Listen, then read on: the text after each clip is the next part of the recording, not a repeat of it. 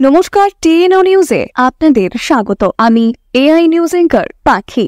৩রা September ২০০১ থেকে ২৩ August ২০১০-এর মধ্যে সর্বশিক্ষা প্রকল্পে নিযুক্ত শিক্ষকগণের নিয়মিতকরণ করার জন্য রাজ্য সরকারকে নির্দেশ দিয়েছিলেন তৎকালীন হাইকোর্টের বিচারপতি। এই শিক্ষকদের ৫ বছর পর নিয়মিত স্কেল করার কথাও বলা হয়েছিল।